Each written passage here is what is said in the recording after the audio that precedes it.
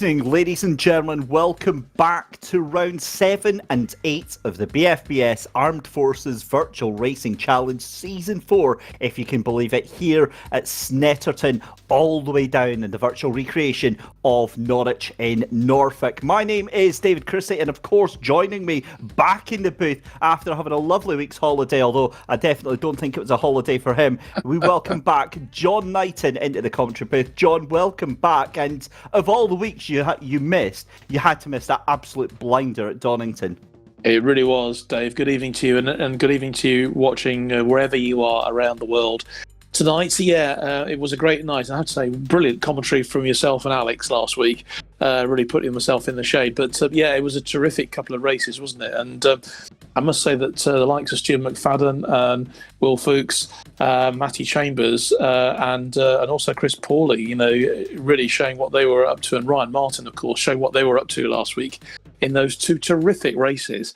It was packed with incident, wasn't it? I think we packed as much incident into those two races as we've had in the previous four. Brilliant stuff, really was. It certainly was. There's a reminder of the calendar. We're rapidly approaching the halfway point. We head off to Knockhill next week even. And I'm very, very happy to that. Absolutely no biasness whatsoever. Just talking back to race 5 and race 6 last week, there's Stu McFadden taking the win in that first race after Ryan Martin cruelly denied an awful, awkward incident with a back marker on that final lap. Will Fox taking the win in that second race. And that means that the championship standings are just absolutely wild.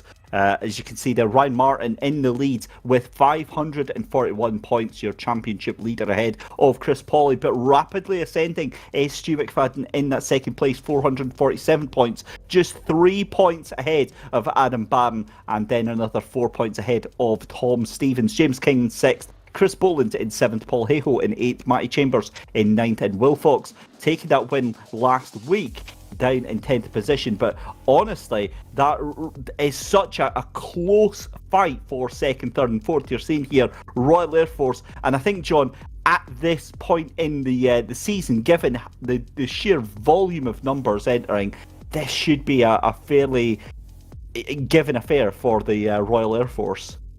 Yeah, I mean, they've really started off the way they mean to go on, but they do have a huge number of entries in the championship this year. And, they're all doing so well, aren't they? And they've really adapted well to these Toyota GR86 Cup cars this year, which are looking really, really good on the track. They certainly are, and a whole heap of fun as we cross to qualifying. A huge thank you, as always, to our commercial partners, to the British Forces Broadcasting Service, to Splunk. We will have a lot more to talk about that tonight. Really, really excited. Finally, we get to stick our teeth into the data and analytics provided by Splunk, and to racecarradios.co.uk as well for providing all of the communications here tonight.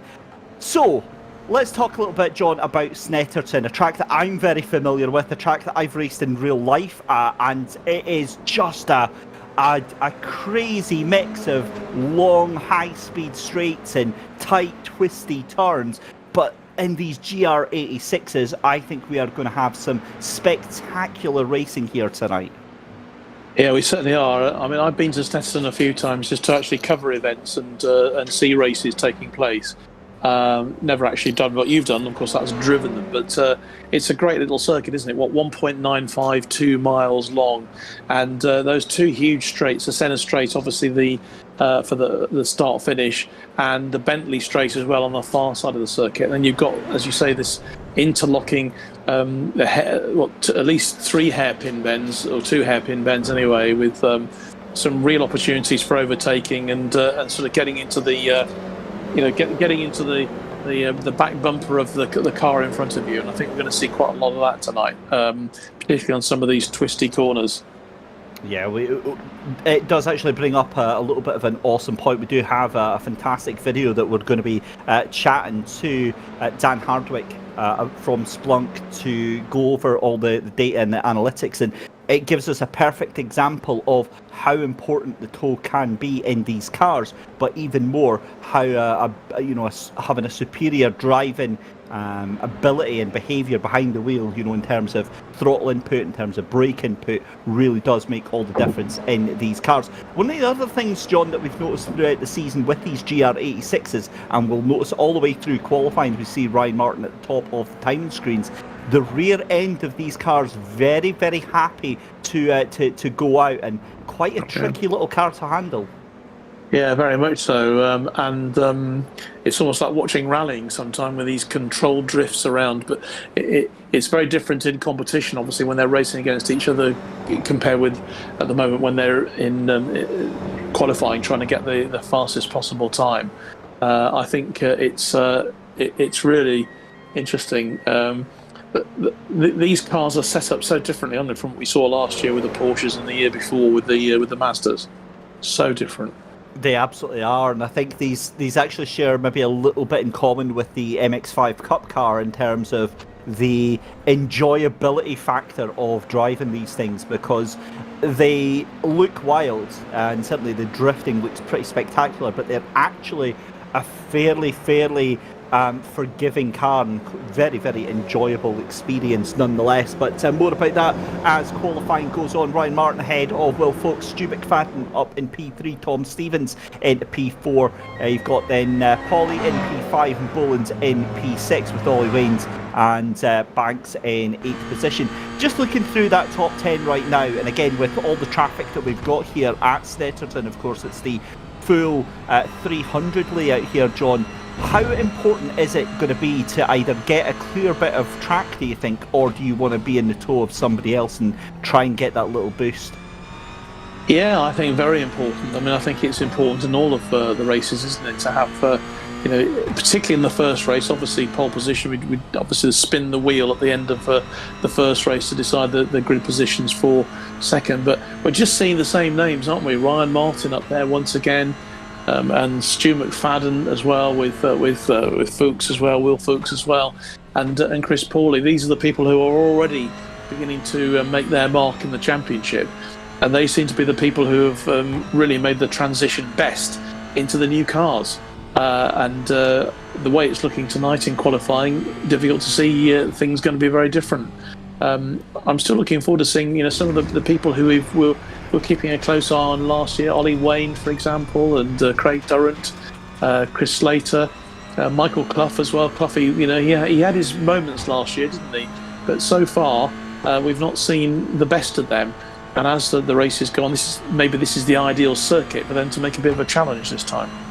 And one of the things that we've seen through the course of the season as well here, John, is the fact that all of the field is so tightly bunched together, whether it's the top 5, top 10, or even outside that top 10.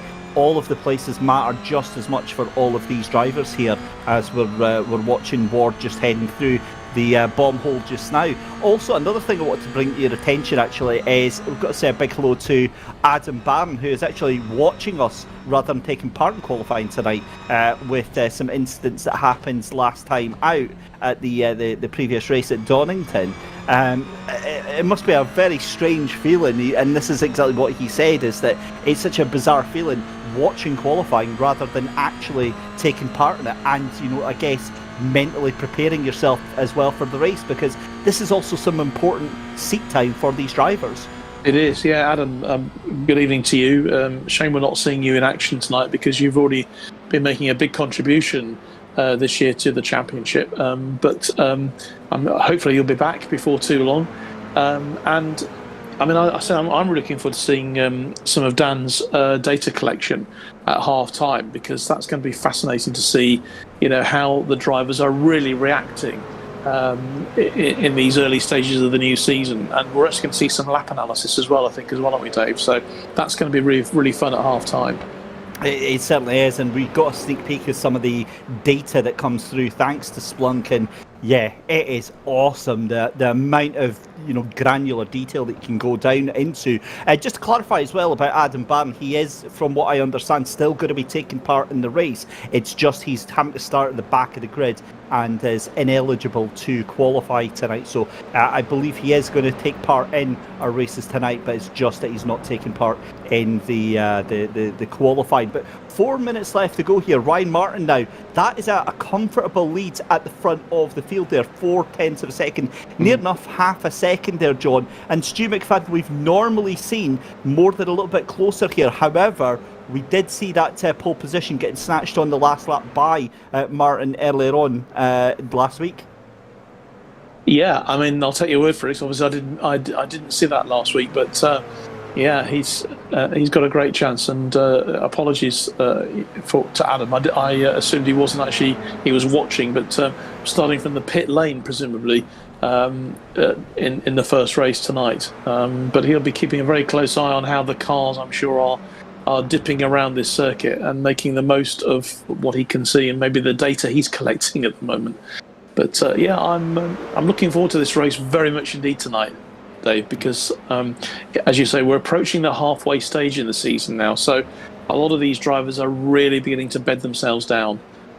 And it's so important as well, given that we are coming up to that halfway point. The points really, really do start to matter at this stage. You want to have good, consistent finishes here, and especially at a track like this, especially where there's a lot of heavy braking zones here at Snetterton.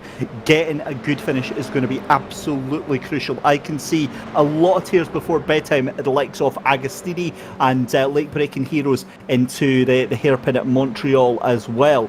Thankfully, I don't think we're going to see any bravery going into Brundle, into Nelson, but again, just as from what I've noticed, and to explain to our viewers at home, what we've seen with the GR86s is that these tyres seem to warm up very, very quickly, and the cars get more slidey and more slippery as the 15-minute race goes on. And then towards the 10 minutes, that's when it seems to really, really pick up. And if the drivers have been overly aggressive, fighting a little bit too hard, then you're going to start seeing some cars slipping and sliding about towards the end of the race here. But again, we'll keep an eye on track temperatures. But John, 2.5 minutes left to go here in qualifying. Ryan Martin still got that half a second lead over Will Fox and Stu McFadden down there in third position. Going on to the start of this race here, how important is that run down to turn one going to be? Do you want to try and make the move, or do you think you're just going to wait and see how this race actually develops? Well, there's plenty of overtaking space, isn't there, on this track? So I don't think there's any need to be making a move too early.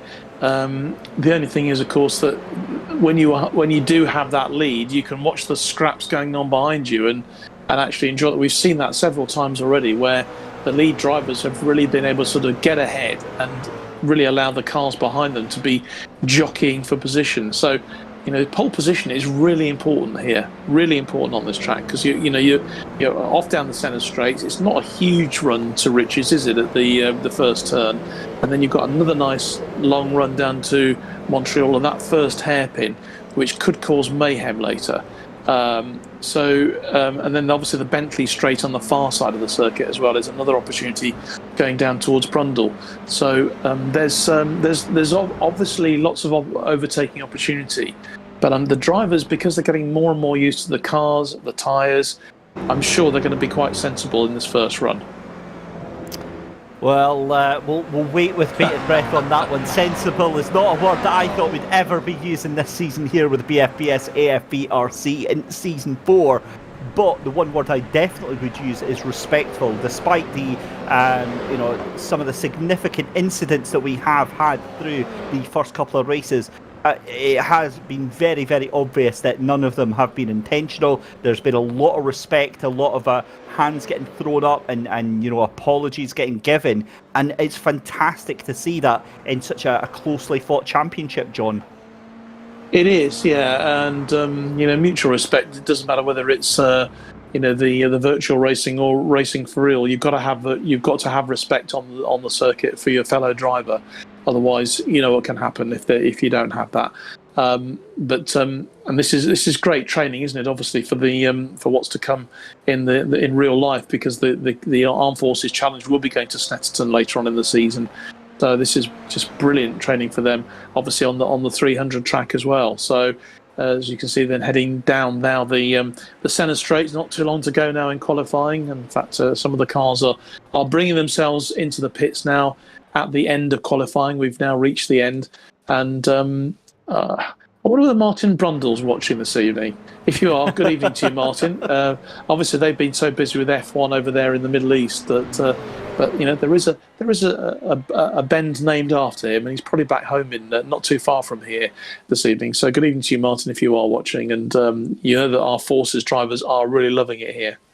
Yeah, they absolutely are. And also, talking of which, we do have to notice that Ryan Martin, yet again for the second week in a row, taking it out of the bag. A bigger lap, a better lap that last lap round there, doing a 2:06.382, now taking that gap up to 0.7 of a second. So Ryan Martin provisionally on pole position. I haven't seen any stunning laps going in the past 5 minutes. That is very, very wide. I think that was Dan Hardwick coming out of the final corner there. That is almost certainly going to be a 1X, and pretty much destroyed that lap there. In fact, that was Liam Waterhouse going across the line. So it is Ryan Martin, Will Fox, Stu McFadden and Tom Stevens. That's your top four just now.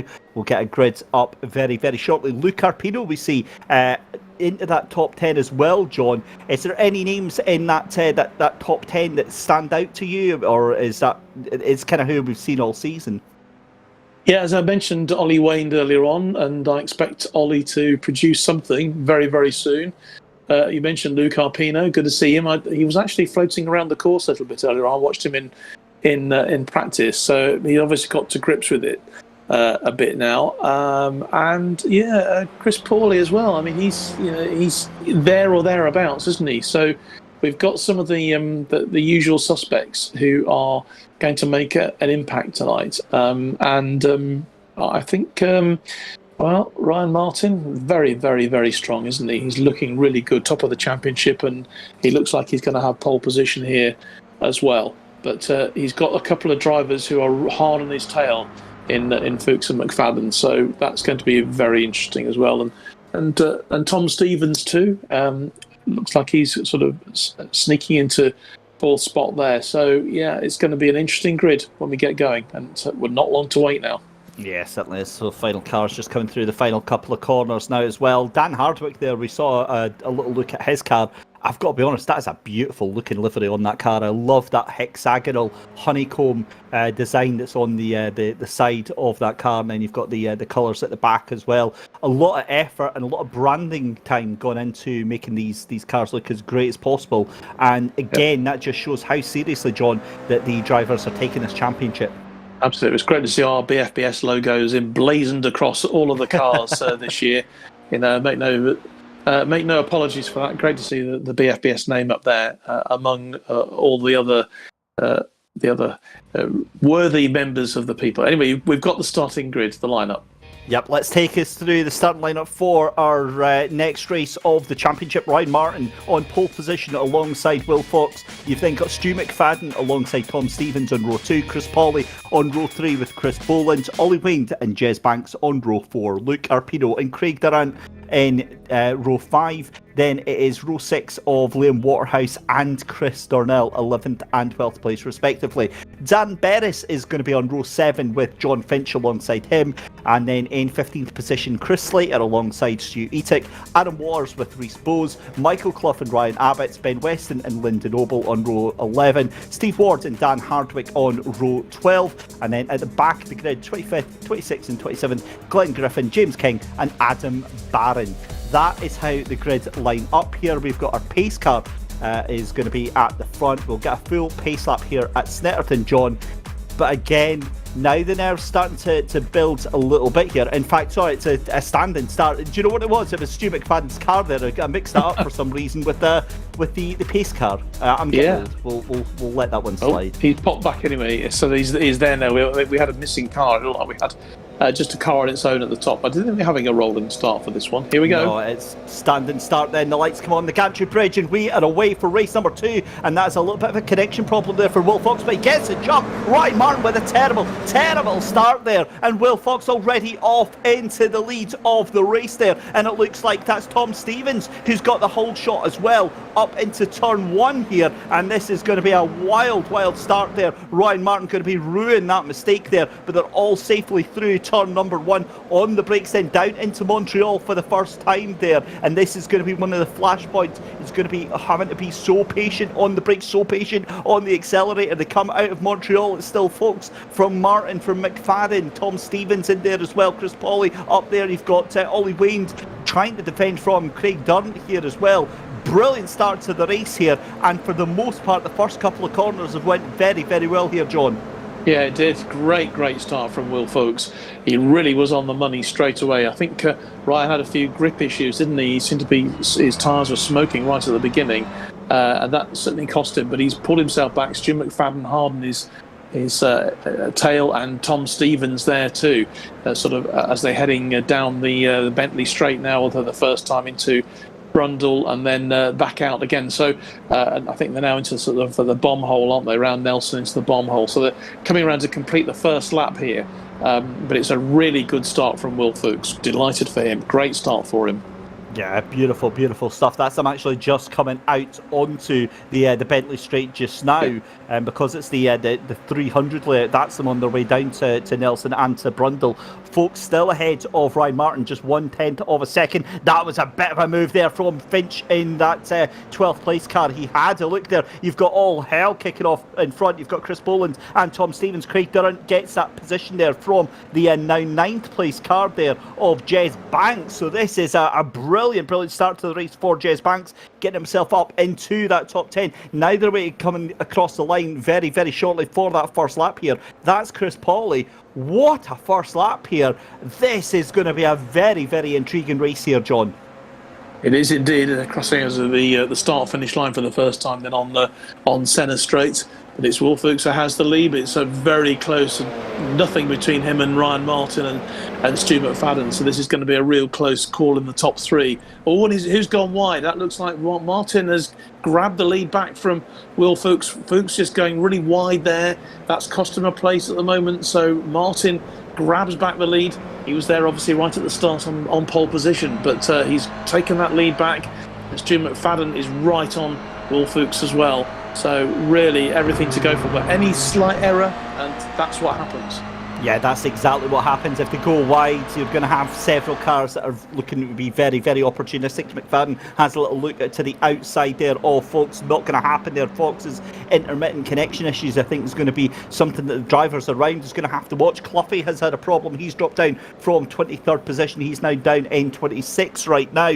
We're watching James King fight out with Abbott as well as we switch back up to this battle for 13th and 12th position. That is Finch just up ahead of Chris Slater. Slater fires it up the inside. Beautiful move there. We've got a car off on the inside. That's Jez Banks. He was up into 8th position. I was singing his praises, and that is a car that is well and truly off into the barrier on the inside there, as you've got another fight behind there. That's Chris Darnell trying to get involved in this as well. This is getting very sketchy indeed here, and wow, this is thrill-a-minute stuff here at Snetterton, John.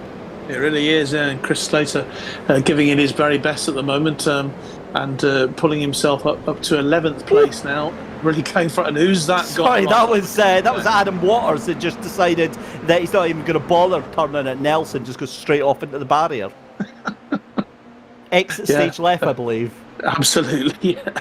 Perhaps maybe his chances of winning the race are probably just about gone. But look how the field is stretching itself out now, Dave. You know, there's a lot of space between the top drivers and those in that second and third bunch. So a lot of points to play for here.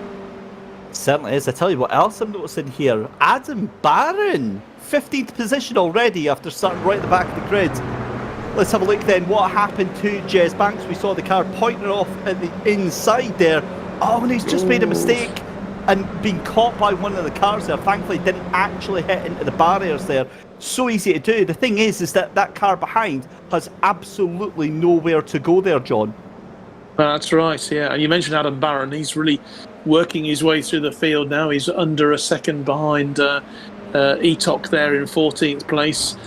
So he's working his way up and doing really well. But it's Ryan Martin now. He's only 0.3 of a second ahead of Will Fuchs and Stu McFadden, hard on his tail, just half a second. So it's really, really close at the top there as well, keeping an eye on that, with the battles going on further down the field. Just as exciting.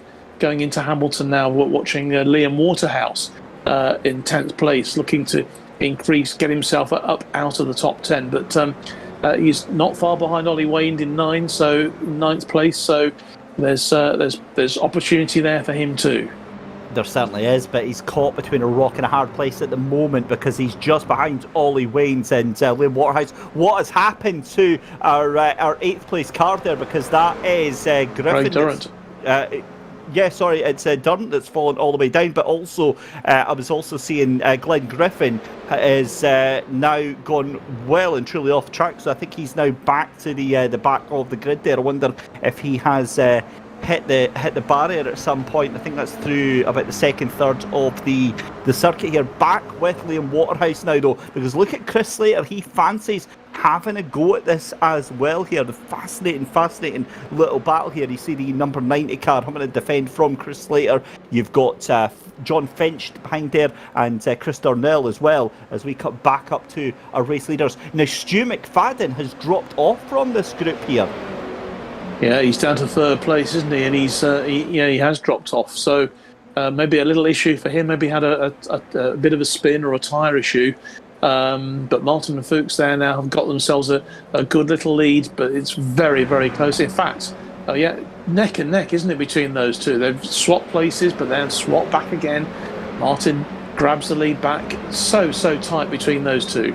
Yeah, that was Ryan Martin outbraking himself going into Montreal. It was Fuchs that got the cut back there. They did go side by side. It was a drag race coming up to that next left-hander, but it is still Ryan Martin that keeps the lead of this race. However, that now does bring Stu McFadden right back to this battle here. And again, it's thrilling stuff, because look, there's Chris Pauly and Bolland just behind as well here. So really, as that was very, very wide there from Stu McFadden, I'm wondering if he's maybe pushing those tyres a little bit too hard here.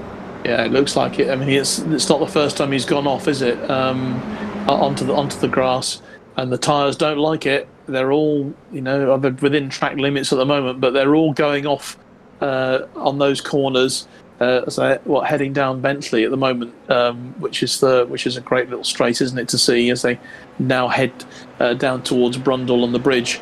And it's Martin, Fuchs, McFadden is right back with them, although he's just over half a second now behind the leader. So these three are pulling themselves away, and interesting. Chris Pauly is still in there. He's just under 3 seconds behind the leader as well. So he's not out of this, but those three really look like they're dominating this race at the moment. They absolutely are. 3 seconds ahead of Pauly and Boland right now. So it'll be interesting to see if they can knuckle down and get themselves back into this fight here. I definitely don't think it's impossible, because the way that they're fighting Martin, Fuchs and McFadden, I think they're tripping themselves up. We see Ben Weston getting overtaken by Slater just up in front. That's going to be a move surely in that final corner. Thinks better of it, and I think that's a good move there down into Murray's. Gets back onto the power, and we'll have to rethink about how we're going to do that, because that was almost certainly never going to work, because that car has to turn in to that final left-hander at some point. We're back with this battle then for 1st, 2nd and 3rd. You saw very briefly there the battle for 4th, 5th and 6th right behind Chris Pauly, Chris Boland and Tom Stevens here. We're well past the halfway point in this first race of the evening here at Snetterton 300. Ryan Martin leads Fuchs and McFadden, but it's still that battle there, and McFadden again outbrakes himself, locks the brakes up and gets sent back into the clutches then of Chris Pauly and Chris Boland. He's going to have to get a move on here, because the pace is starting to ratchet up here, and I think Fuchs is now just waiting, biding his time. You can see Adam Barron now up at the P10, hang on a minute. That lad started at the back of the grid and is now up into P10. I know we've been focusing on the top 6, but that, for me, right now, is one of the standout drives of this race so far. Yeah, it's been superb. I mean, he obviously came from nowhere, didn't have any sort of qualifying, but he's really getting to grips with this course at the moment in car number 5 there, Adam Barron. Great racing from him. Can he pull himself even further up and challenge Ollie Wayne? He's about 5 seconds behind, so that's going to be quite difficult for him, but really holding his own now in that top 10 position, and he's ahead of Chris Darnell, of course, as well. So we'll keep a very close eye on how that's going, but that's a real battle between those two just at the moment for that 10th place. And it's great to see that they're challenging. The drivers are challenging for these places further down the field, just as much as if they were right at the top. But look at that, Martin and Fuchs again. There's literally nothing between them. Stu McFadden now trailing by 2 seconds, trying to get himself back into that, and Chris Pawley as well. They're in 4th place with Boland in 5th and Stevens in 6th. Coming around to complete another lap now as they head down this wonderful centre straight towards Riches at the bottom of that straight. And who's going? Bit of a challenge here. Stewie Tock there, just looking for a way through from 14th, taking on James King there in 13th place. Back with Stewie Tock there. That's again all over the course, Dave. There are like battles going on there for places.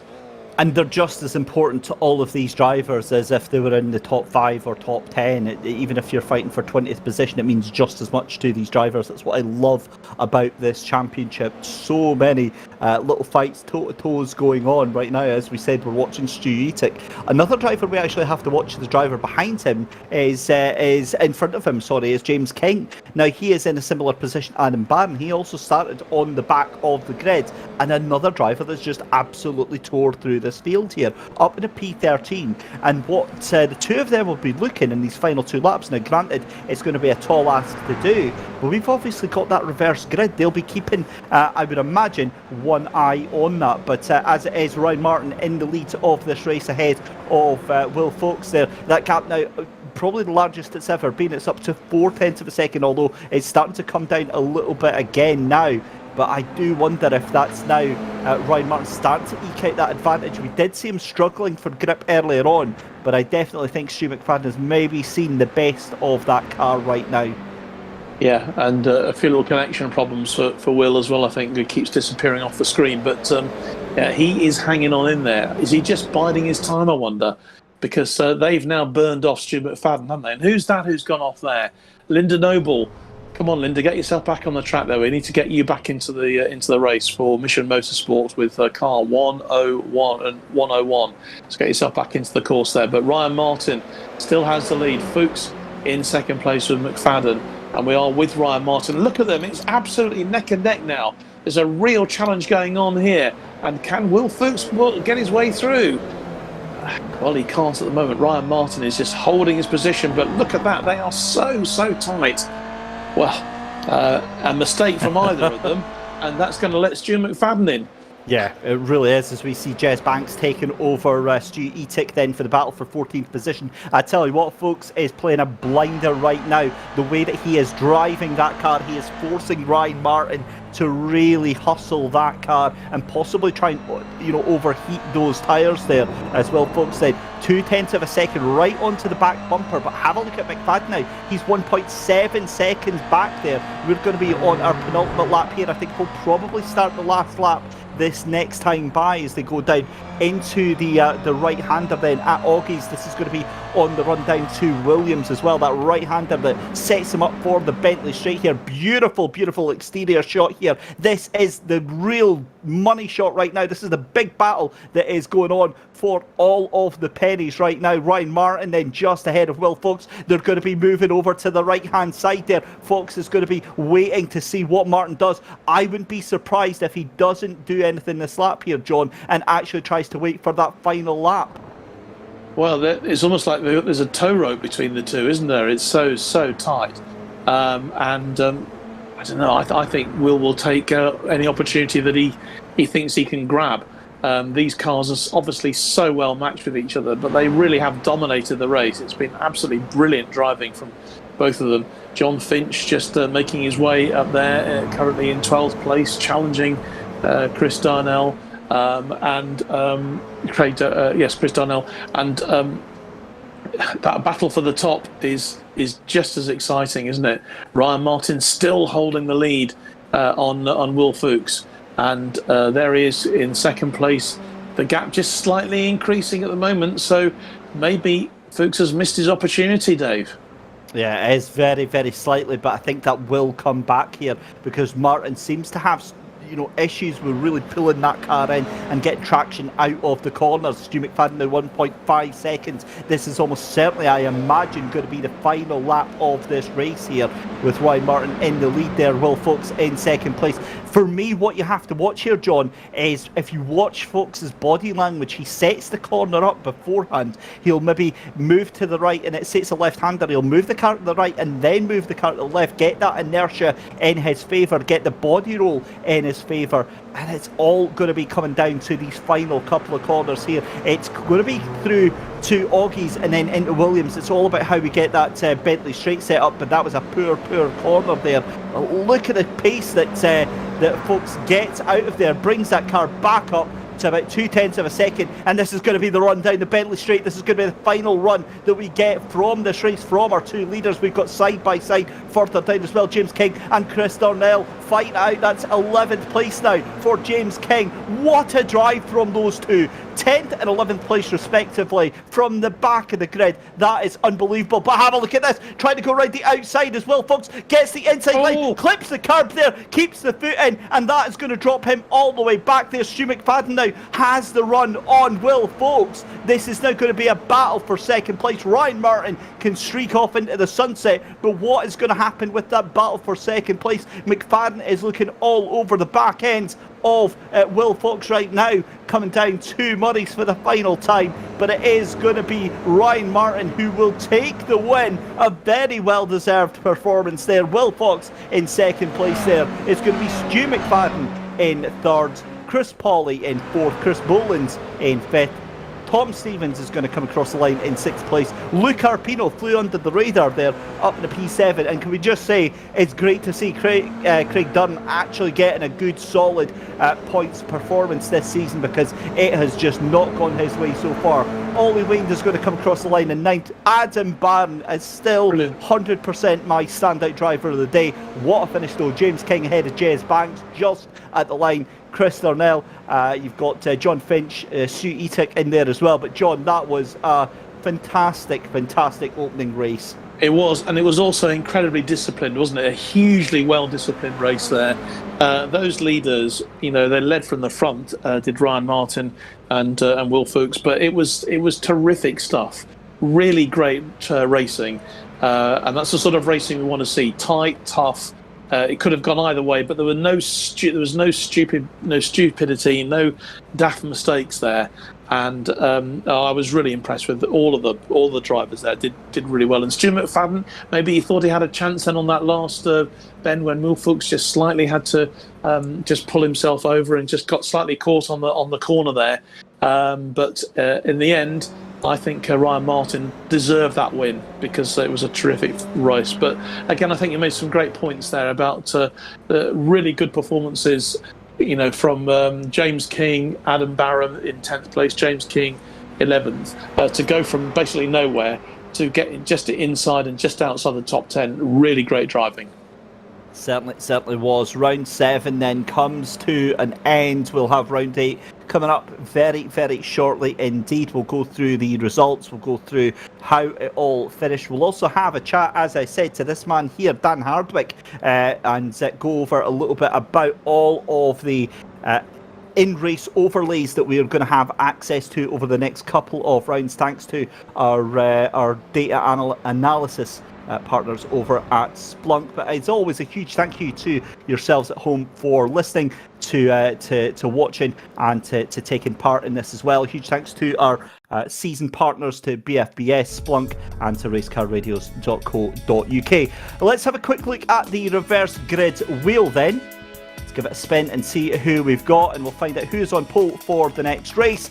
And it's a top 11 reverse grid. That means that from the back of the grid here, John, James King is going to be on pole position, and I believe Adam Barron is going to be in second place. That is unbelievable for the start of the next race here. Well, that actually is due reward for their fantastic efforts in the first race, isn't it? To produce the sort of race they did, they've been well rewarded with first and second place. It certainly is. Well, let's take you through the final results then for that first race of 2 here tonight. It was a race win for Ryan Martin in the number 85. Will Fox finishing in P2. Stu McFadden in third place with Chris Pawley in fourth. Chris Bolins in fifth. Tom Stevens finishes in P6. Luke Carpino in P7. Craig Dunn in P8. Ollie Waynes in ninth. And then Adam Barron finishing in 10th place. It's your pole sitter for race 2, James King, making up for lost events in 11th position. Jez Banks finishes in 12th. Chris Thornell in 13th. John Finch finished in 14th position. Stu Etic in 15th and Chris Slater in 16th. They were involved in a manic battle all the way through the race there. Rhys Bowes in 17th. Ben Weston finishes in 18th position. Michael Clough finishes in 19th. Dan Berris in 20th position. Ryan Abbott is in 21st. Lindsay Noble in 22nd. Adam Waters in 23rd. And then Steve Ward finishing a lap down. Glenn Griffin finishing 2 laps down. And Liam Waterhouse, after that earlier incident, finishing 6 laps down. So, as you said, very, very few retirements from the race there, John, and a very, very respectable and very respectful set of laps there. Definitely. And I'm just really excited about the next race because you mentioned, obviously, James King now in pole position, Adam Barron second, Ollie Wayne, therefore, third, and Craig Durrant fourth. That is such an incredible opportunity for all of those drivers, if they can make good starts, to really get some really important points into race 8. So that's worked out really, in a way, it's worked out really nice, isn't it, to have such a big reversal. I think it's the biggest reversal we've had so far on the grids for this season. So opportunity knocks for them.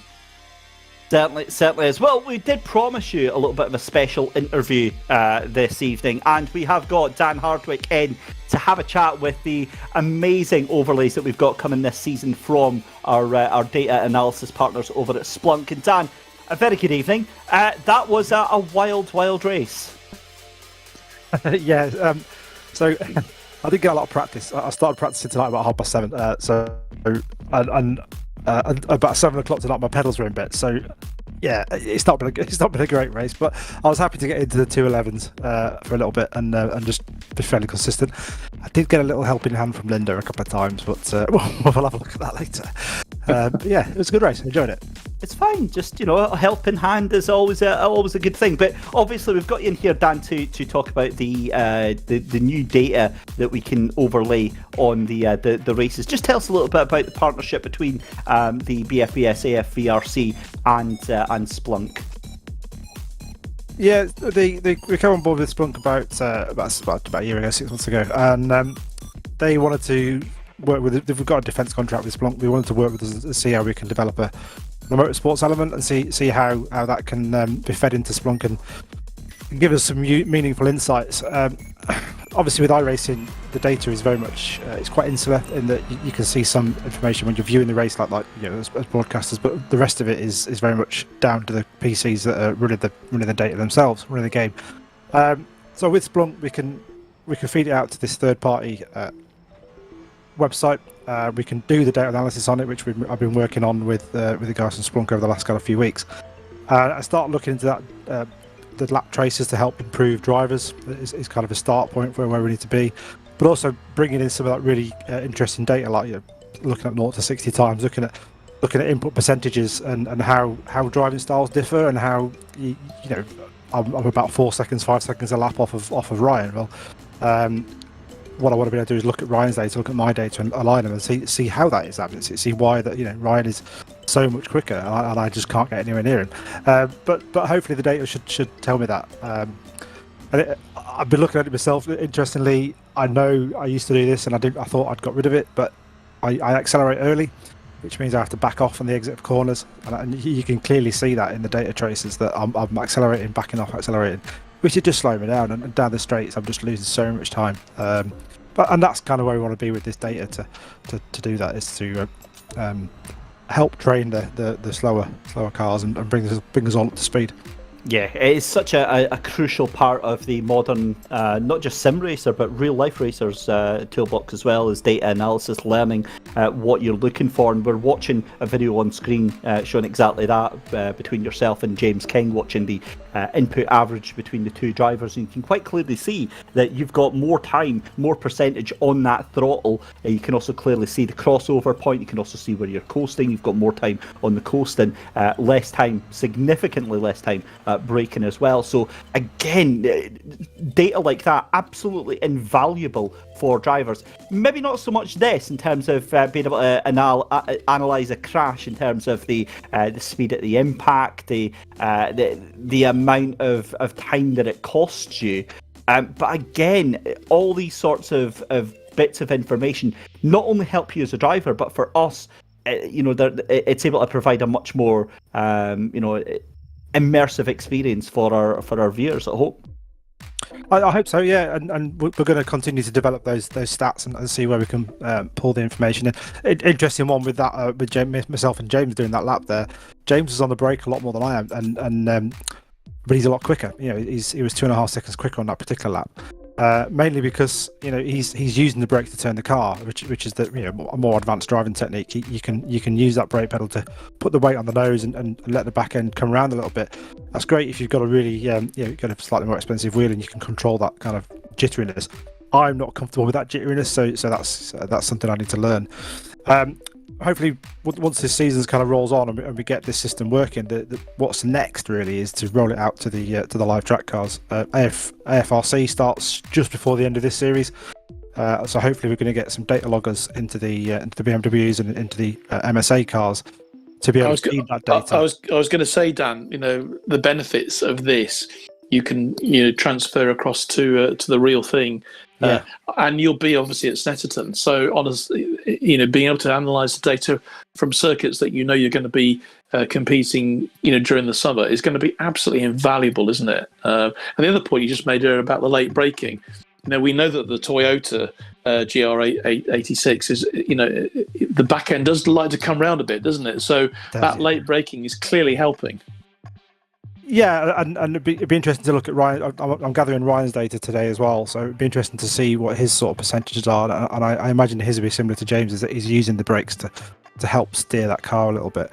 The accident one you mentioned will be really useful as well when we get out onto track. Being able to alert the team immediately that there's been an accident. We can see that spike in the G-forces and alert the team immediately there's been an accident. Not only the team, but we can feed that out via SMS or via another message system, email or Discord, and let other people know. So if we've had a fairly serious accident, we can see the impact of that, what sort of speed loss we've had, and what sort of forces were involved, and we can get perhaps a bit more of a heads up on what's going to happen with that accident.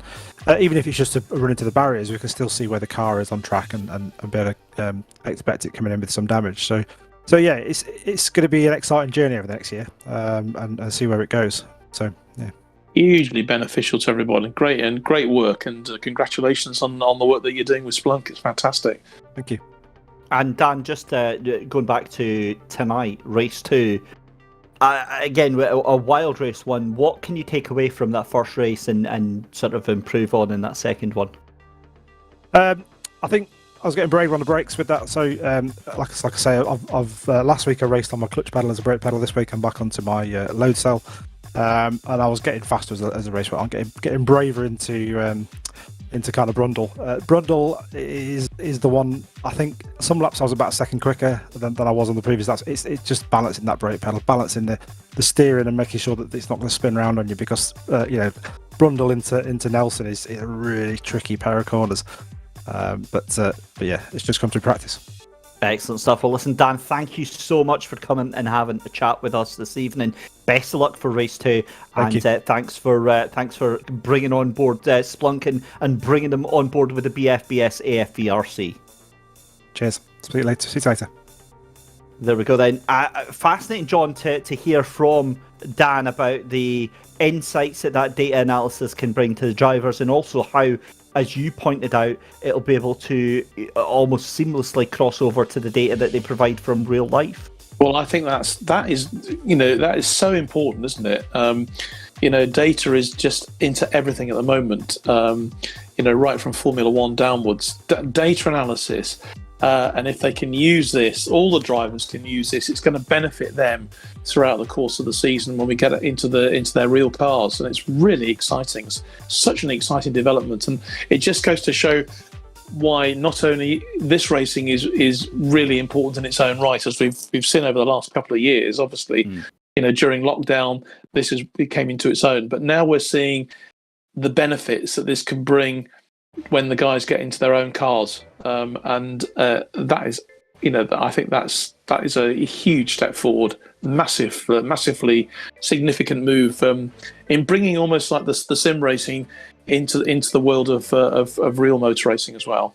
Yeah, for sure. Well, as you can see there, we're just a couple of minutes away from our next race. We're going to take a short break, and when we come back, we'll have race 2.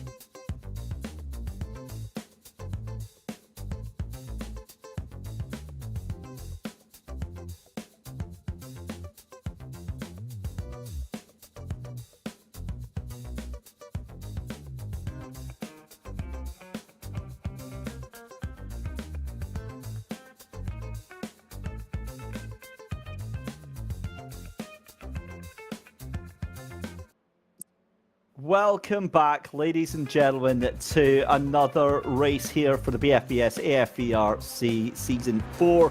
We're all rested, ready to go. We've calmed down after race 7. It's time for race 8 here at Snetterton 300. David Christie and John Knight in here with you on the live coverage. Huge thank you, as always, to Mike Yao from SimSport Solutions for the awesome camera work behind the scenes. But the big talking point then is obviously that top 11 reverse grid here, John, and a lot is going to happen in this next session. In fact, we don't even have time to talk about it, as now that does look slightly different from what I thought was going to happen in the reverse grid there, but either way, Chris Slater now shown as taking pole position, Chris Darnell in second, Stu McFadden in third, Chris Pawley in fourth, Ben Weston in 5th, Tom Stevens in 6th, and that'll change. There we go, that's better.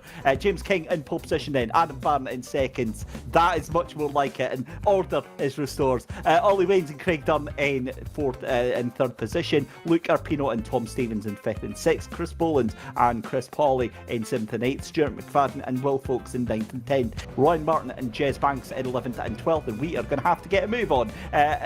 Chris Darnell in 13th and 14th with John Finch. They've then got Stu Etick alongside with Chris Slater, Reece Bowes and Ben Weston. Michael Clough is in 19th, Dan Berris in 20th, Ryan Abbott in 21st, 22nd for Lyndon Oval, Adam Waters in 23rd, Dan Hardwick in 24th, Steve Ward, Glenn Griffin, Liam Waterhouse. Let's go racing. I am never going to do it that fast in my life again. Great start from James King. And we've got an absolute belly. 5 cars wide here at Snetterton. All behind there. Stu Etick involved in there. You've got James King, Adam Barron, Craig Dunn and Ollie Wayne all trying to go 4 wide into the corner. There's chaos and carnage already. Ollie Wayne and Tom Stevens caught in that. And that is chaos, and that is what we thought was going to happen in race 2, and there are the virtual thousands and thousands and thousands of pounds worth of damage there. Cars rejoining back on the track in a horrible way there. And I don't. Let's see a replay, please. I don't think there's enough eye bleach in the world, John, for what we have just witnessed there. What that has done, of course, it's meant that the leading cars with James King, Adam Barron, Luke Arpino and Will Folks. Look at Will Folks is back up there. It's going out and Ryan Martin to 6th with Chris Boland into 5th place. That means that all those cars will build up a huge lead now going into the first lap. And all this, I think there's a lot of damage to tyres and bodywork, and I think there's going to be a lot of people who not quite sure what sort of car they've got to run. But the people at the top, James King, Adam Barron, what an opportunity they have now to make some great points in the championship. Yeah, this is going to be a big leveler for sure. We saw Craig Dunn there. His season of bad luck just absolutely continues as his Toyota GR86 converted to a that's a huge moment for Adam Barron coming out of the Brundle there.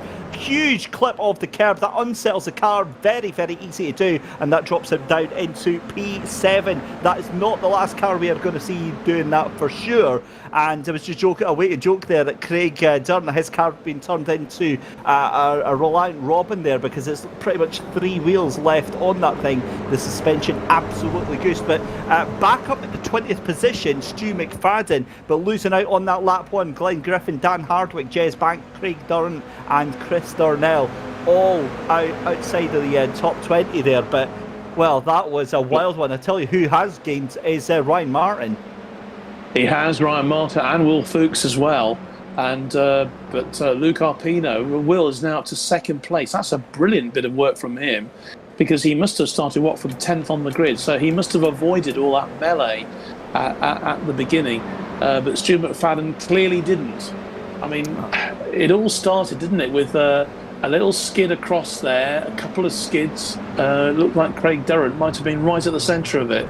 Yeah, he was the epicenter of all of that, unfortunately, and completely unwittingly. The car was just, cold tires and things like that. But yeah, that is some hard damage here. What I want to see is there's a car that reversed back onto track as well, and right into the path of several cars. Look at it. It was absolutely brutal. I think it was that car, the golden coloured car, just on the right hand side. A picture here, just fires it into reverse and comes straight back onto the track. And Well, yeah, there you go. That is the aftermath of one of the messiest starts I think that we've seen so far this season. But thankfully, in fact, here you go. There's that car just reversing right back onto track there. I think stewards are definitely going to have something to say on that for sure. And thankfully, didn't actually really cause all too much issues there. However, back to the action then. It's still James King. I can't believe James King leading this race then, ahead of Will Folks then, Ryan Martin, Chris Boland getting caught on the jump there. Luke Arpino fires it up the inside. That was a poor corner there, and this is going to be coming onto the Bentley Straight here. As in fact, no, it's not. That's Coram. Sorry, that was down the bomb hole.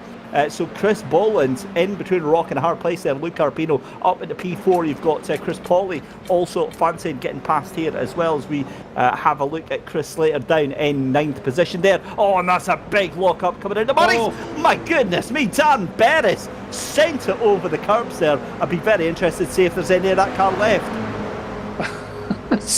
It's just you cannot take your eyes off this, but brilliant. And look at Adam Barron, Michael Clough as well up there into the top 10, and Chris Slater, Ollie Wayne as well into the top 10. Darren Berris 11th. These are all people that we haven't really been able to speak too much about so far in the championship. That melee at the beginning has really opened this race up. But James King, there he is leading with Will Fuchs and Ryan Martin, the familiar faces of the championship so far.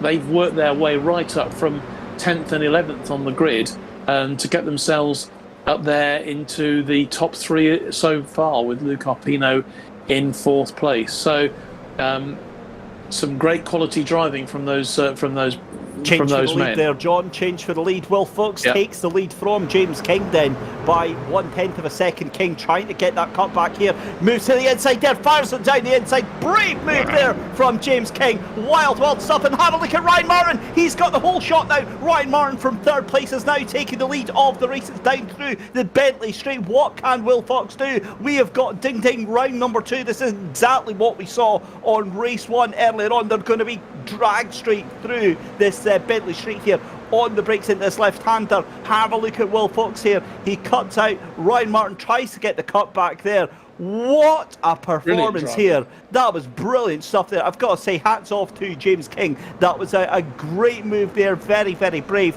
but just couldn't get that car stopped in time there, John.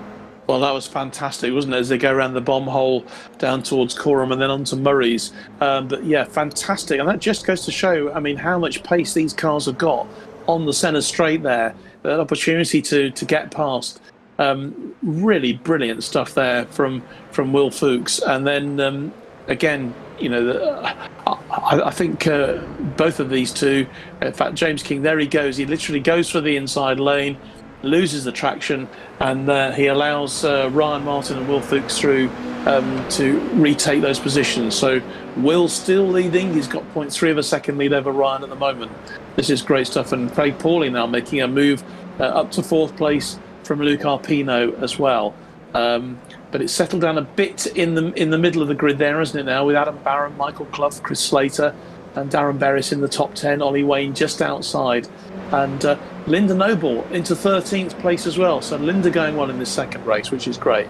Yeah, proper touring car stuff here at Snetterton. Chris Pauly ahead of another 2 cars here. Let's have a look at what has happened to Steve Ward. This is coming down into Agostini, and it just slides out. That's not the only time we'll see that car. Again, going back to what I said just before our first race, the tail end of these GR86 is very, very happy to slide about, very flamboyant, and will throw itself out at any given opportunity. Usually fairly straightforward to catch it, but you know, every once in a while it will just sort of be beyond your reach there. As we've got off in the background as well, let's cut to another replay here as Liam Waterhouse. Oh, that's a very, very awkward moment there, because he just got clipped there from a car that was trying to, I think that was down into Coram there, trying to get past, couldn't do it, weaved over to the left-hand side and just clipped poor Liam Waterhouse out of the way. I think that might have been Finch and Waters that were involved in that one here, as we're still seeing Dan Berris ahead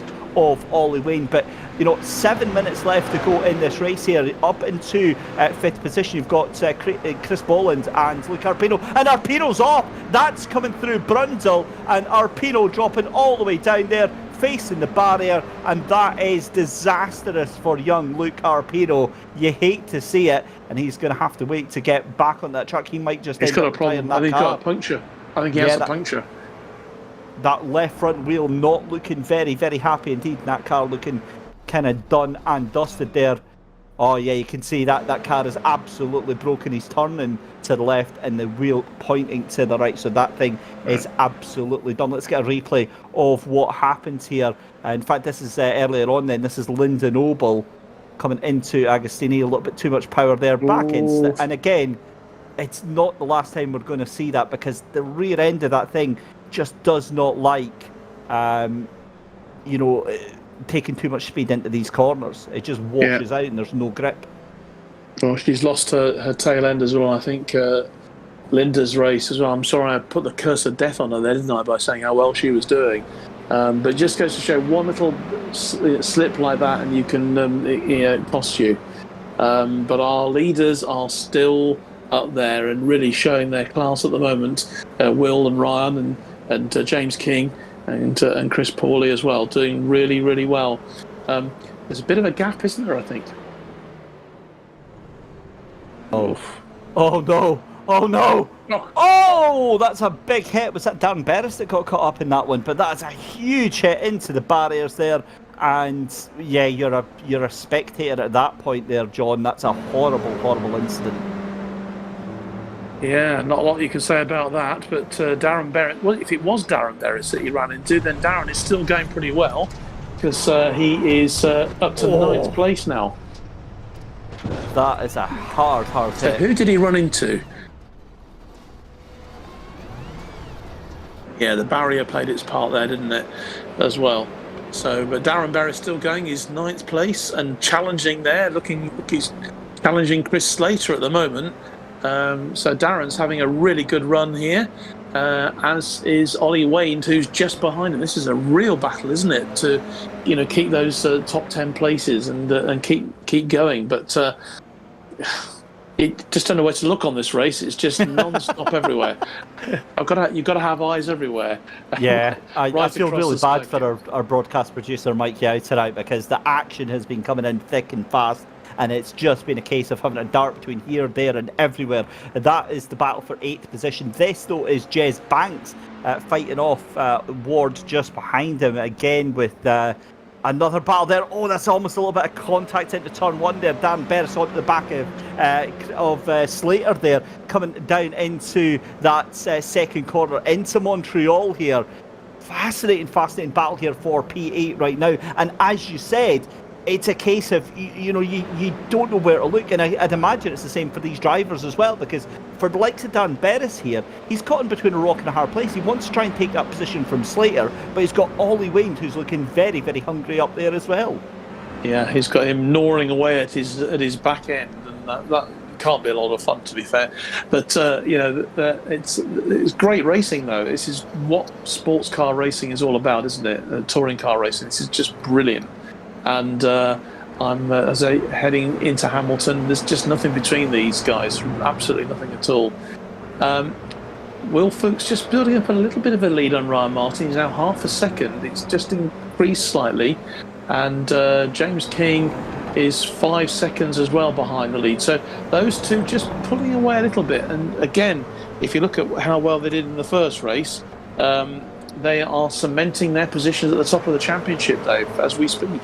Yeah, that's exactly what's happening. Just notice Tom Stevens having an instant. He's dropped down 3 positions down in P15 right now, just ahead of James Banks. But this is the battle still for 8th position there. You've got just up in that 8th position right now, Chris Slater still trying to hold on from Dan Berris right now as they come through Coram, through into the bomb hole. You've got Ollie Waynes waiting, poised like a ninja, trying to take advantage of anything that happens between these two up in front as well. Through that right-hander, then it's down into Murray's to start another lap. We've done 13 minutes out of 15, so we are very, very shortly going to be coming up to our final lap of the race here, John. And yet again, it has just gone in the blink of an eye here. I'm just trying to steal that wonderful line from Alex last week, like a scolded cat on a hot tin roof, but I haven't been able to find a a suitable place to put it just yet. But I made a note of that comment last week. Absolutely superb from that. If you got any more of those, Alex, let me know, please. We'll try and slot them in, but we will credit.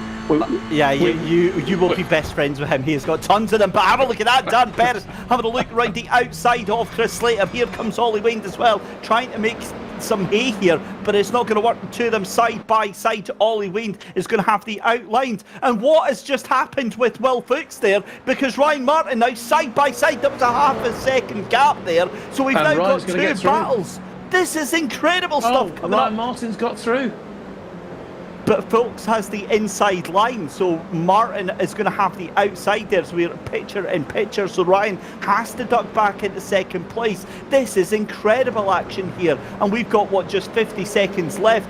I think this might be the final lap of the race here. I'm not sure it's going to be very tight. It certainly was very, very tight on the first race here. And given that we had that accident here, John, I just don't know if we're going to have time to sneak another lap in. Well, it's brilliant disciplined driving again from these two. They were superb in the first race, and they are showing that discipline again. This is brilliant driving. You can't really pay enough compliments to both of them, because it just needed a little slip from either of them, and James King would be reaping the benefits back in third place. But these two have been absolutely sensational. They really have. Oh, that was wild stuff here. Picture in picture, though. We'll come back to that in a second. We've got 5 seconds left. I think that's it. It's going to be Will Fuchs to take the lead. But here comes Ryan Martin. He's on the charge. It's going to be side by side. It's going to be a photo finish. Who takes the win? It's going to be Will Fuchs by 3/1000ths of a second from Ryan Martin. That is incredible. James King is going to come across the line in third place. Chris Pauley in fourth. Chris Boland in fifth position. Here's the fight though for 8th and 9th position. Dan Perez and Ollie Wayne. Wayne gets the position right in the line. Ollie Wayne takes P8 from Dan Perez. Chris Slater, after a last lap incident, got forced wide on that fight. He loses out that 8th position. Can you believe it? 10th position. It's then Abbott in 11th. I have not seen a final lap like that in quite a while there, John. That was absolutely sensational driving. Really brilliant from the top two there, and then just down the field as well. Great to see the likes of Michael Clough there in 7th, Adam Barron in 6th. When you bear in mind that Adam, didn't have any chance to do any qualifying today, I think that's some great. You mentioned you thought he was probably your driver of the day, and I think he's probably just cemented that, hasn't he? Yeah, I absolutely.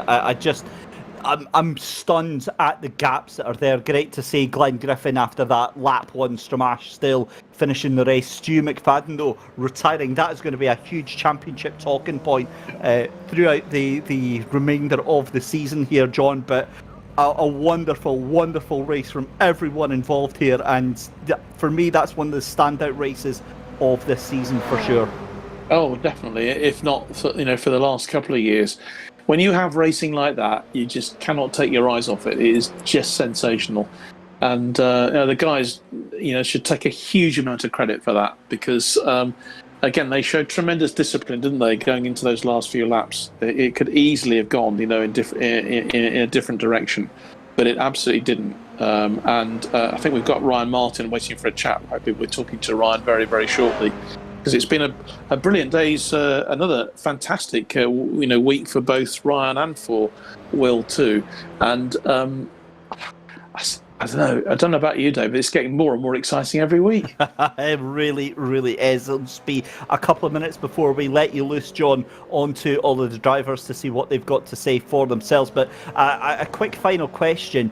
Coming out of Murray's for the final time, how much do you think in real life Ryan Martin was jumping up and down in his virtual cockpit trying to get some traction out of that virtual GR86? We will have to ask him that very question, won't we? So stand by for that one, Ryan. I know that you're standing by for a chat, but no.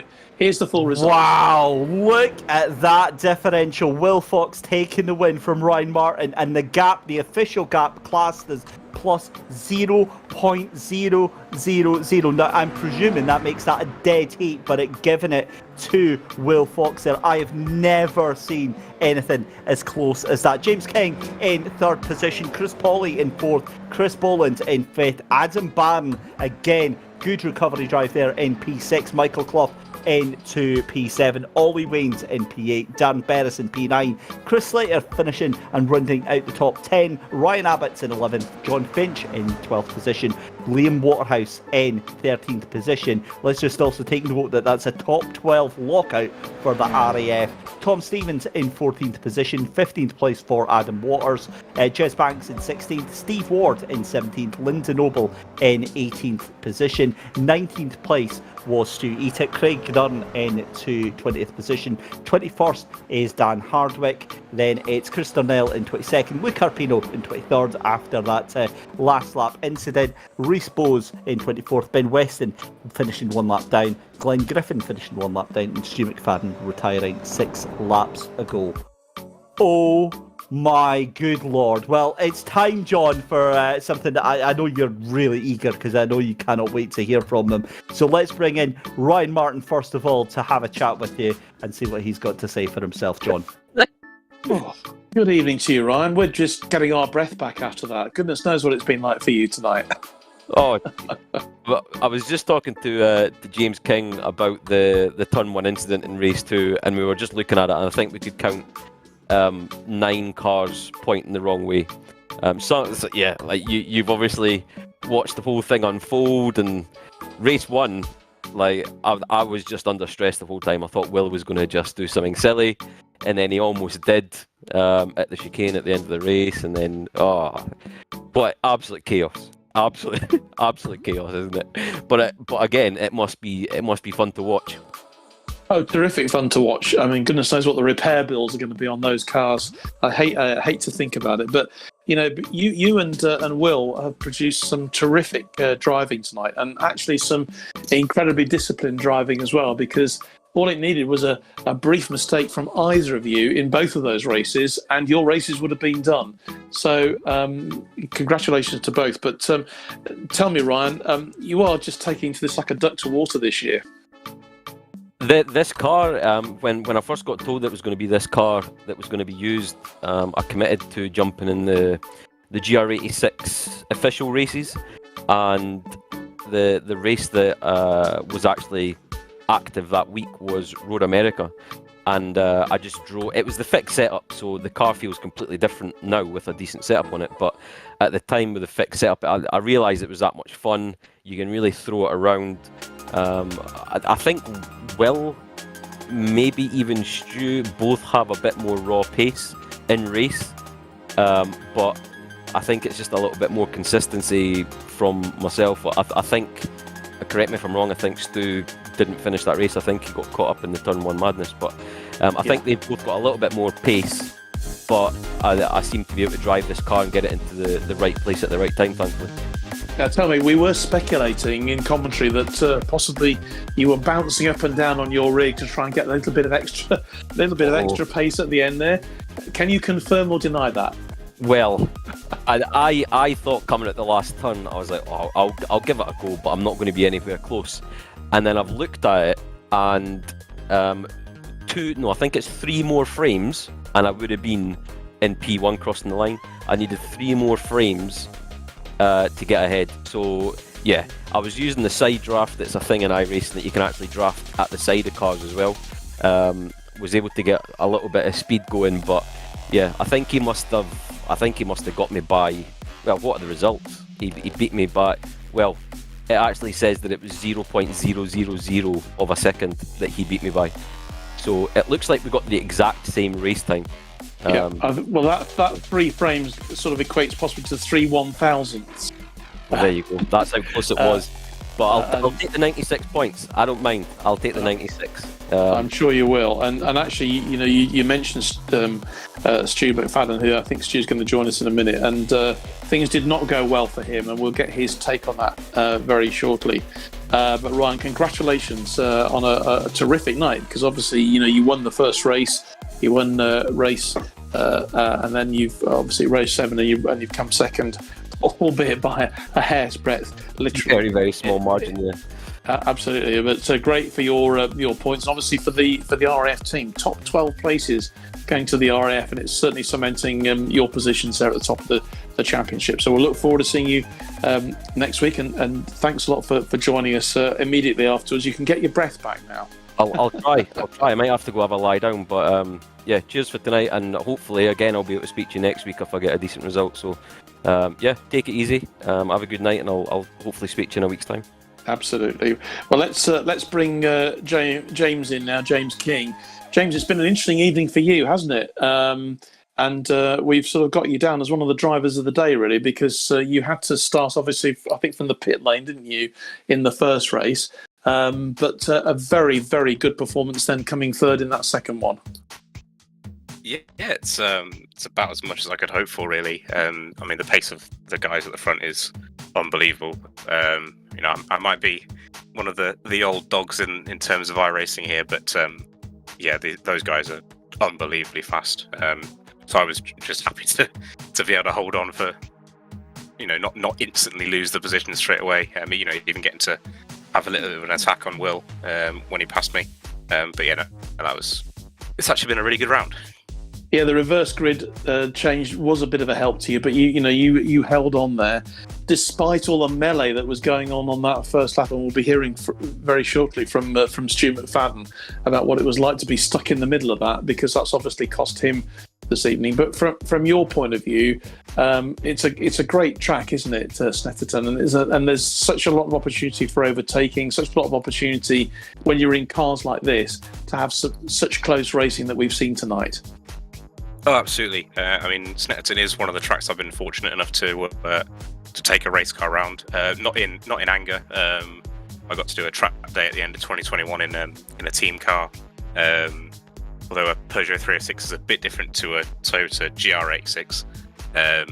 But yeah, the racing these cars provide is phenomenal. And like you say, a big track like this, you've got plenty of opportunity for a bit of drafting.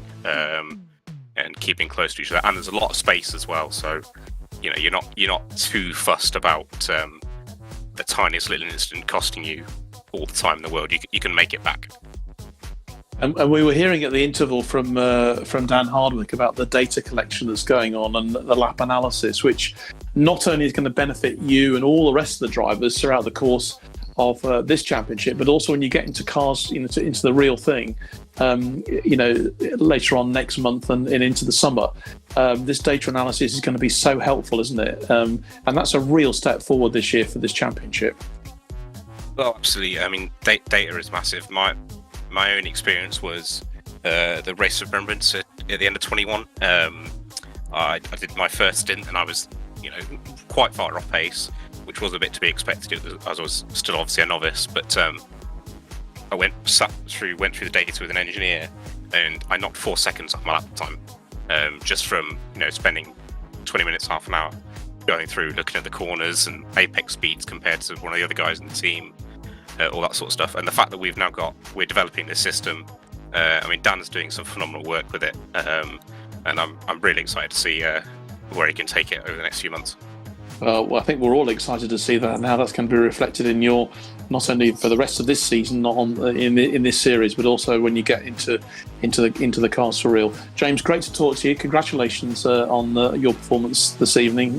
Really good recovery from you, and we wish you all the very best for the next rounds of the championship. Let's bring in Stu McFadden then. Stu, a mixed evening for you, shall we say, because things went pretty well in the first race, obviously getting a third position there. But what on earth happened at the start? You were so unlucky to be mixed up in the middle of that. Yeah, it's just sometimes the way it goes, unfortunately. Sometimes you have really good luck, as I said last week, where I lucked into it, and it was, and then sometimes you don't luck into it. I've kind of learned not to get annoyed. Well, obviously I'm annoyed, but not to get too hung up about it, because it could be easily be Ryan next week. But yeah, I think someone just lost it. I think a couple of cars lost it, going on memory. And then I honestly just got clipped by the tiniest of margins. And that really was your race, wasn't it? Because there was too much damage to the car. Yeah, I just got a meatball, as we call it, or like a pit repair flag. don't know why my voice keeps breaking. I do apologise. Yeah, it was just I was way home at the weekend. Sorry, so I never had much time to practice. Here comes the excuses. So yeah, I was a bit underprepared going in. Well, not reflected in your first race. I mean, goodness me, you were third fastest in qualifying, and then you got the third place in the first race tonight. So you might be a bit unprepared, but there's not a lot you can do about an instant when you're kind of mixed up in a melee like that. Yeah. So don't be too hard on yourself.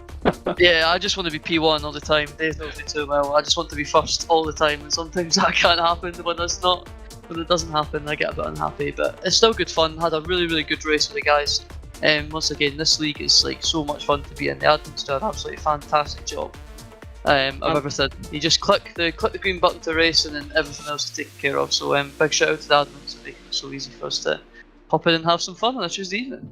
Absolutely, it's good to hear. And we've been talking about the data analysis that Dan Hardwick's doing, and I'm sure you're going to benefit from that later on in the season too, as everybody is. And it's just going to make such a huge difference to everybody, and everyone is therefore going to be improving their own lap times and their own performance, which can only make for more exciting racing.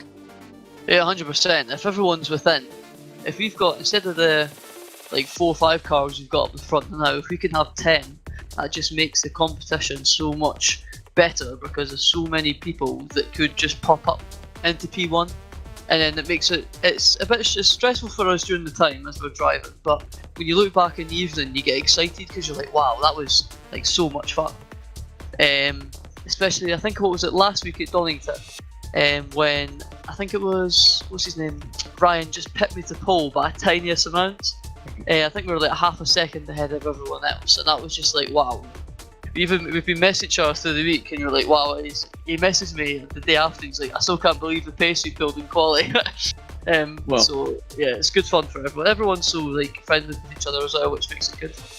Well, that's right. Well, you only have to look at the winning margin was it was almost a dead heat, 3 1,000ths of a second tonight. I think Ryan was telling me earlier. It's insane.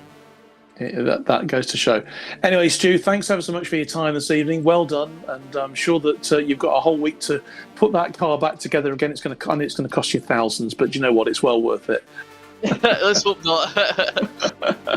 Great to talk to you, Stu McFadden there, and bringing us to the end of our interviews. But some interesting insights tonight, Dave. I'm sure you'd agree on what's been a brilliant night of racing. Oh, absolutely. It's fantastic. That's when you know you've got a good thing here, John, when you've got that absolute melee in race one and still drivers are coming going, yeah, it's fine. It's fine. Absolutely, roll on to the next one. Instead of what I've normally seen is them throwing their toys out the pram and having a complete huff.